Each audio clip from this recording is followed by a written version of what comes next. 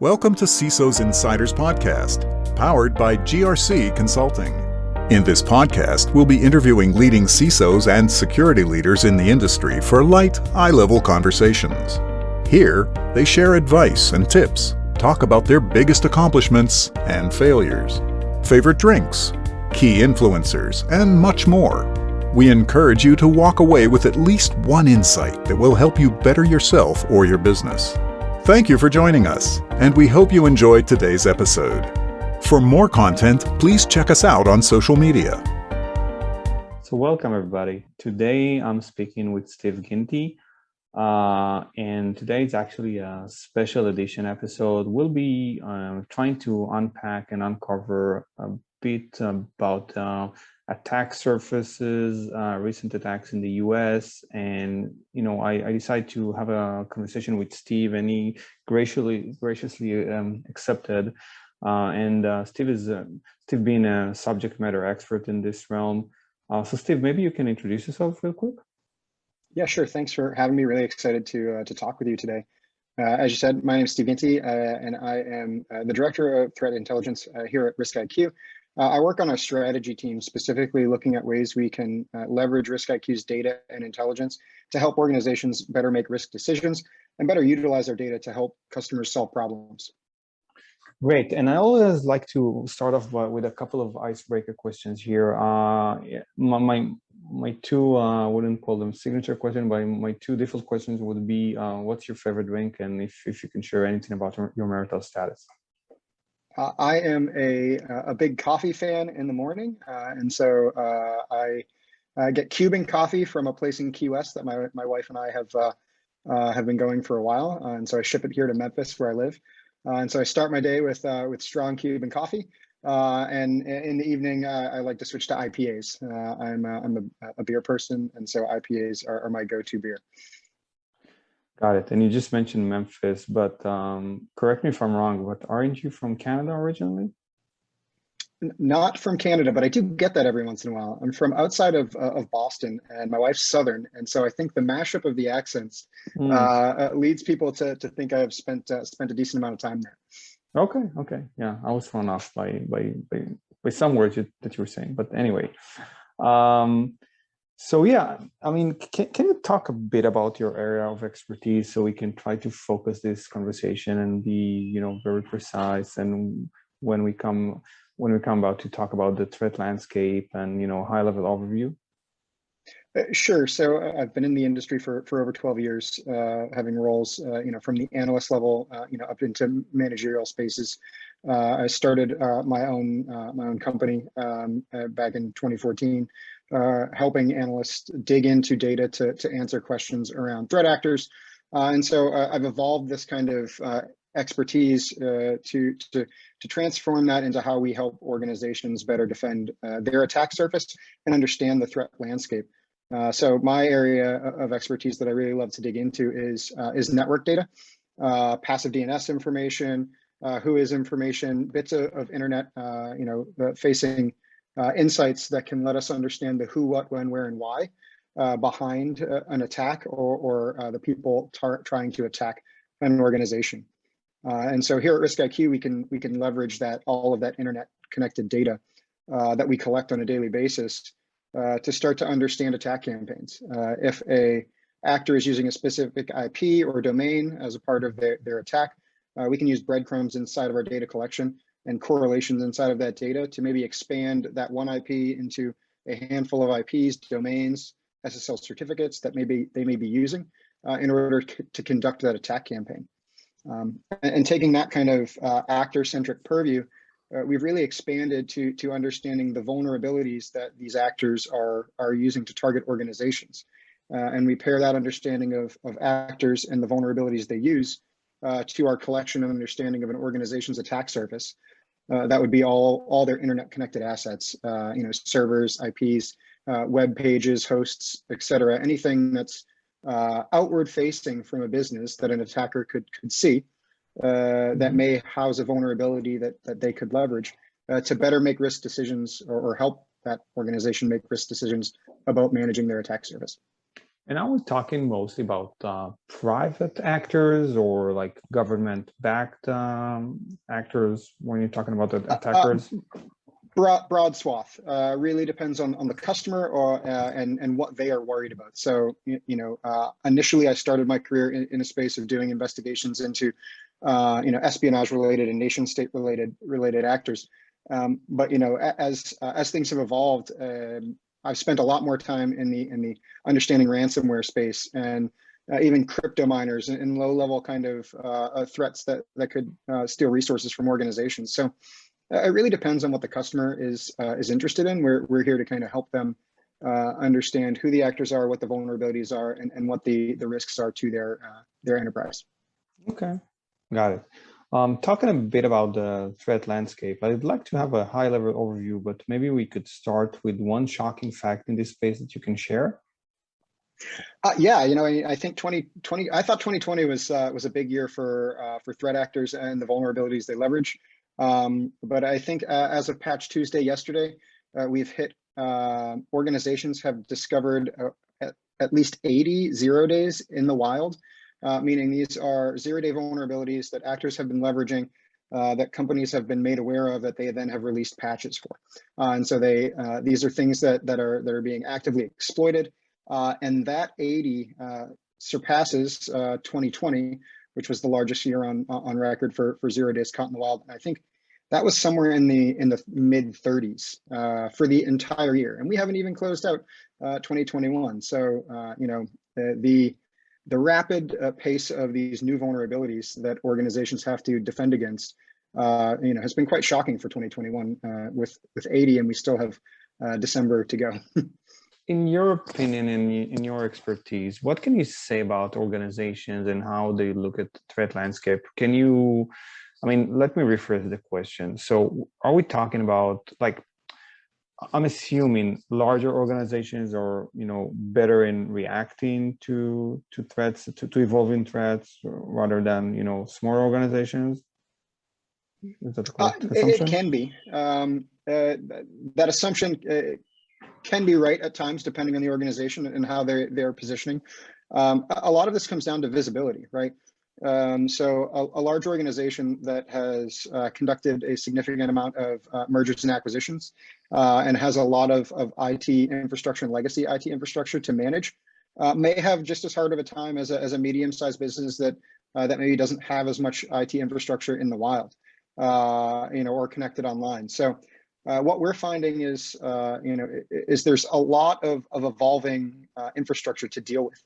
If you look at kind of 2019 into 2020 and the COVID era, a lot of these organizations had to rapidly stand up, capabilities to support remote work and VPN equipment, and therefore there's been a rapid deployment of infrastructure that has to be managed. There's been a shift to SaaS platforms, the acceleration to kind of hybrid cloud environments has certainly gone faster than we would have ever imagined pre-COVID.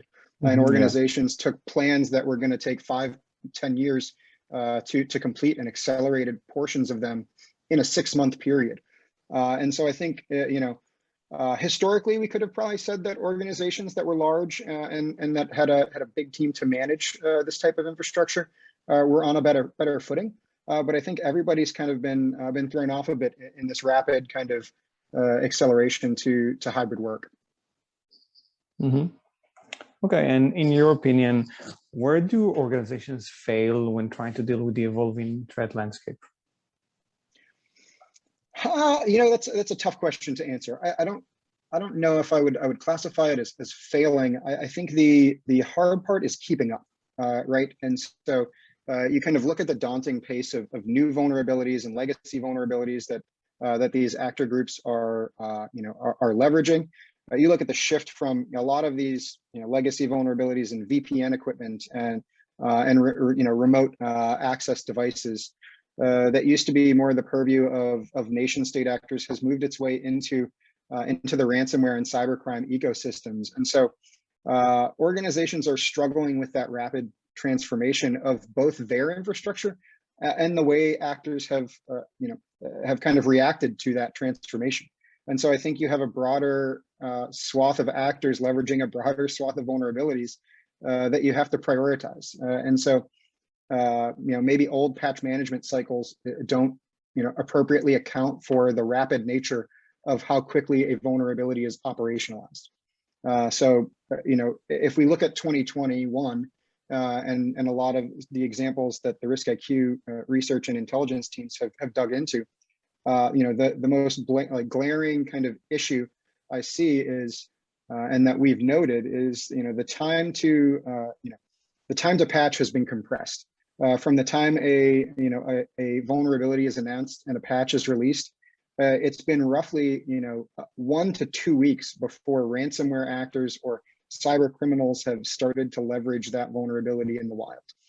And so this wasn't always the case. You usually had a lot longer time to deal with the issue and to patch.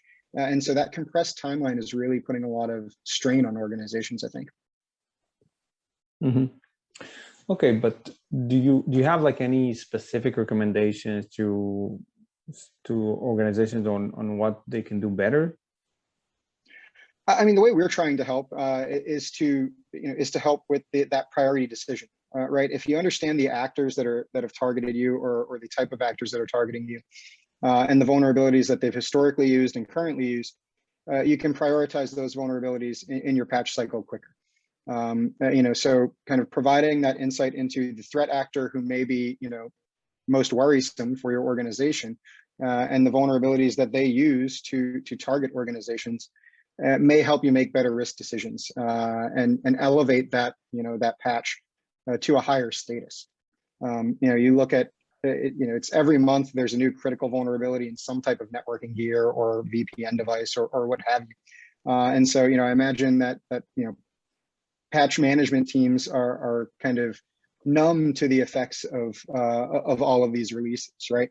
And therefore, we're trying to empower, security operations groups and practitioners inside of organizations to make better or have better understanding of the actors and the vulnerabilities that they use, so that they can work and partner with their vulnerability management team, to ensure the appropriate, equipment is patched. So how do you feel organizations should combine vulnerability intelligence and threat intelligence? I think this is, this is going to be one piece that's key to, to addressing this kind of daunting pace that organizations are up against in, vulnerability disclosures. We're trying to focus on the who, what, when, where, why for these vulnerabilities, right? There can be critical vulnerabilities that are released, or high vulnerabilities that are released that they're, that are very hard to exploit, and therefore may not be exploited very quickly by an actor. There are those vulnerabilities that are released and proof of concept code is available on GitHub within 6 days, and therefore the likelihood that a broader swath of actors is going to operationalize that information is higher. And so combining an understanding of the vulnerability and how difficult it is to exploit, combined with the intelligence around proof of concept code available, actively exploited in the wild, known groups attributed to using this vulnerability, are the pieces we're trying to bring together to make this easier to deal with. Because there's only a small tranche of vulnerabilities that are actively leveraged in given products on a consistent basis. And so you're seeing a lot of organizations put out information about the top vulnerabilities that ransomware actors are using, or you see CISO came out last week or the week before with an advisory on the top, I think, 200 vulnerabilities being exploited that they have observed, and that they're pushing governments to immediately patch on an accelerated patch cycle. And so that information is very useful to an organization to make decisions on. If there's only a subsection of vulnerabilities that are actively being exploited, those are the ones we should prioritize. Not saying we shouldn't get to the other ones, or that they aren't of a priority. But if we know something is being exploited, we need to address it quickly, because the time to exploitation is compressing. Yeah, for sure. And as promised, I think we discussed originally to talk about and possibly reconstruct some of the recent attacks, And I know you've mentioned the Exchange attack and the SolarWinds attack. I'm fine with talking about either one or even both of them. But if you have any other, interesting case study that you'd like to share, that would be, great. Go for it. Yeah, one of the ones that recently took place was Atlassian announcing a remote code execution vulnerability in their Confluence server. This happened at the end of August 25th. They announced this, this remote code execution vulnerability and issued a patch.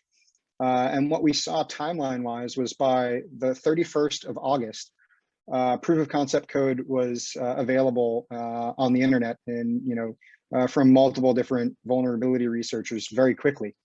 And by September 3rd, only a few days later, active exploitation was being seen in the wild. So this really highlights that kind of compressed timeline of exploitation. And so on the 3rd, you also saw a fair amount of security companies, Lacework and others, coming out and saying they had observed actors, in this case, dropping crypto miners on these vulnerable Confluence servers to take advantage of the vulnerability and mine cryptocurrency.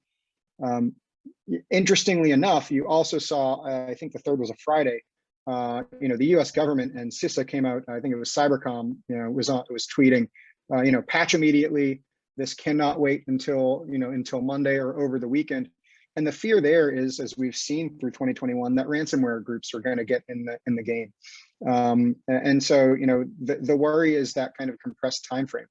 And this is, this compressed time frame is even more compressed than last year around this time when I was talking about this to organizations. And so, for me, it really highlights the issue that organizations face.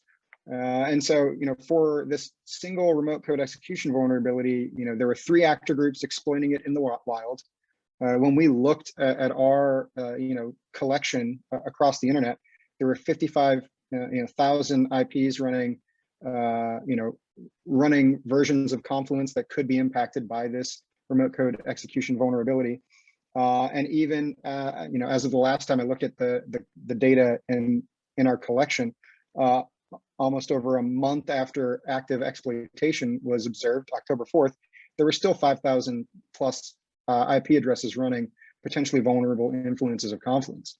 So what we can see is, while that does drive patching action, there's still always a significant amount of infrastructure out there that could be exploited.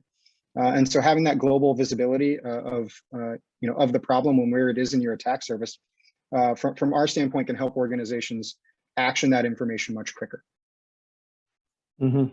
Okay, and thank you for that review. Did you want to reconstruct a couple more attacks that you're familiar with?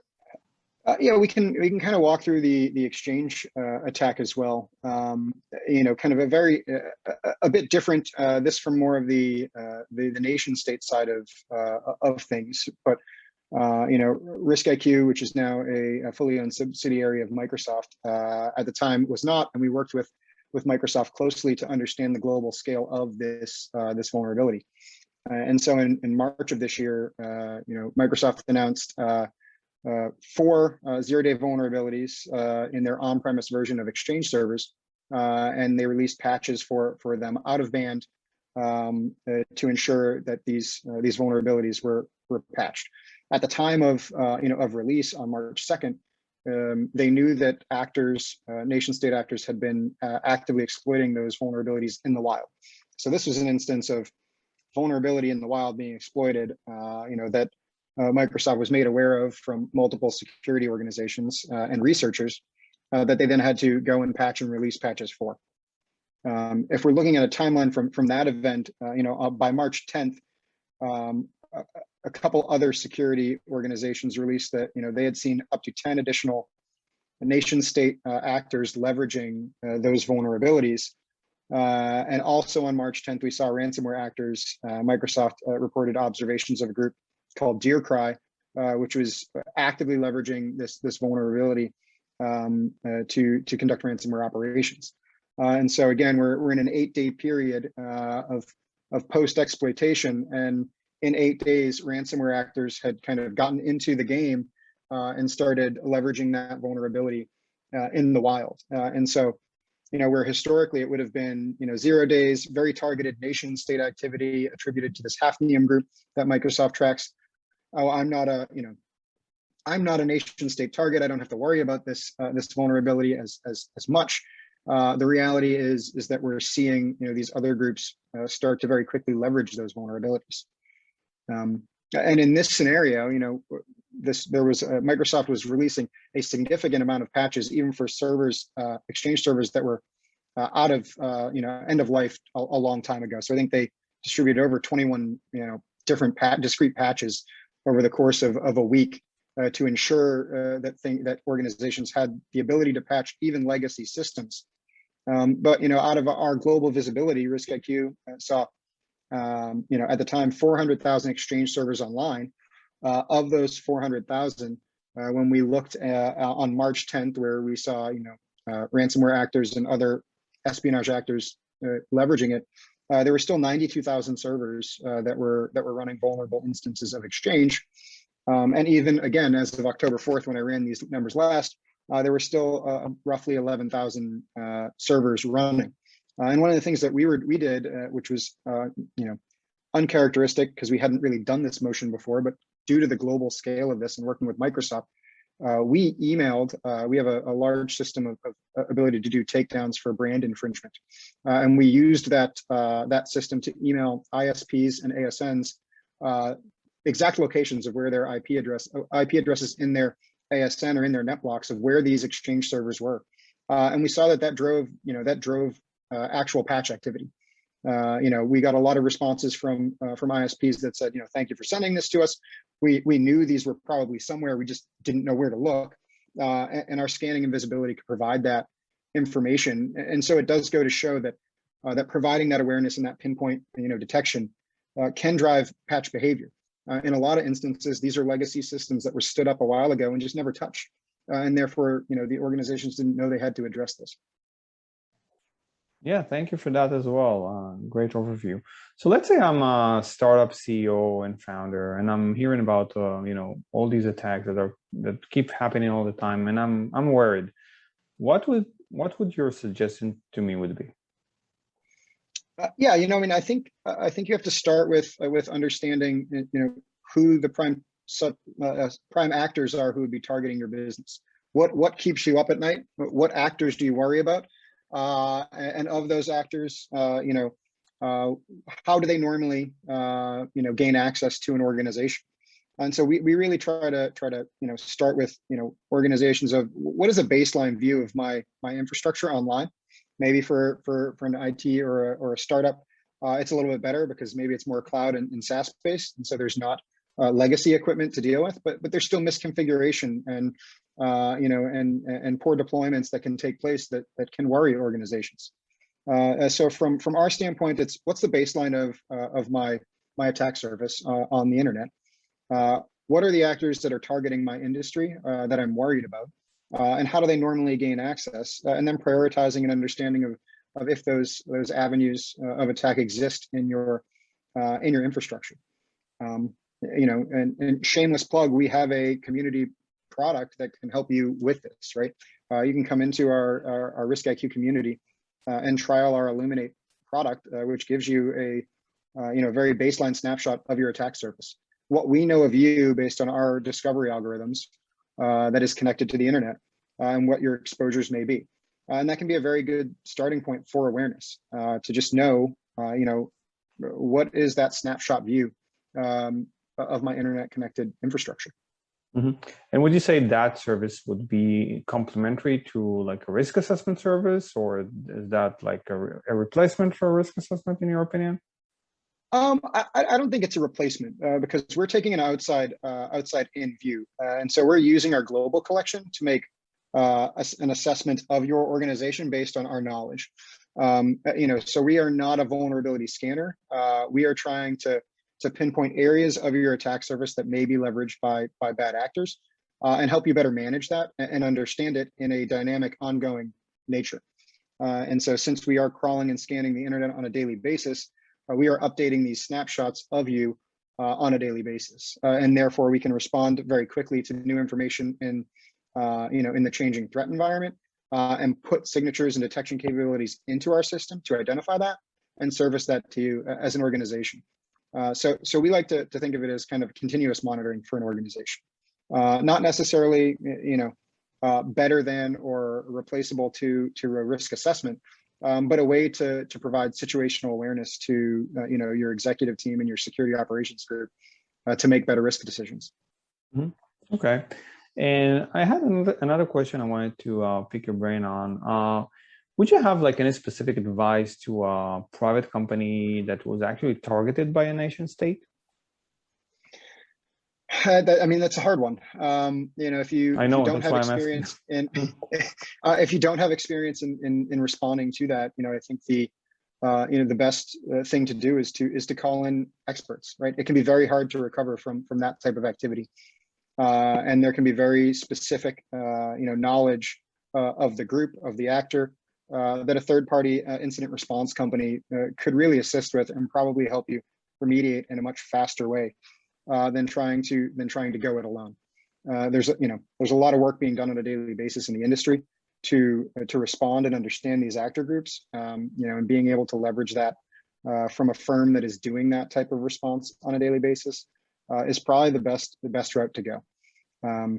Because we do research and we understand these vulnerabilities from an external perspective, but once an actor is inside of a network, that's really outside of our purview from RiskIQ's perspective, and we partner with other organizations who do incident response to understand that. Yeah, and what would you say about calling in the authorities if you? Yeah, working with law enforcement and those organizations can be fruitful at times. It can also put certain responsibilities on an organization, and therefore I would defer to the location that they're in and the law enforcement organizations that they would be in contact with. I certainly think it's a valuable resource, and I mentioned CISO earlier. They are a great resource for understanding broad scopes of these types of actors from a U.S. perspective, whether it's ransomware or nation state. But I do know that disclosing this to law enforcement comes with other legal hurdles. So I don't want to fully make that recommendation without understanding the industry that organization is in. Okay, thank you so much for the discussion so far, Steve. Any final notes before we wrap this up? Yeah, I mentioned the community platform earlier, and so I just kind of want to reiterate that we do offer kind of a community-based access to RiskIQ data. So organizations that are just getting into this space or curious about what we offer can go to community.riskiq.com and can register for a free account. That gives you access to a slice of our data. It'll let you trial this Illuminate attack service platform, and even if you don't decide to purchase any services, your community account is still active, and you can still interact with our threat intelligence portal and our data to conduct investigations. So we're very big in kind of engaging the community and providing a free tranche of service. So I would encourage anybody who's interested to certainly go and register for an account and poke around at the data. Okay, sounds good. Thank you so much for taking the time, Steve. I enjoyed talking with you. This was a bit of, as I told you, like a special edition episode today. We decided we want to tackle a few, specific topics. One of them would be, the threat intelligence landscape. So thank you again for agreeing to be on this podcast today. I hope your answers would, bear some fruits and information for our listeners. And yeah, thank you again for taking the time. Yeah, appreciate it. Thank you for having me, and thank you to your listeners for paying attention for a couple of minutes. Thank you. Have a good one.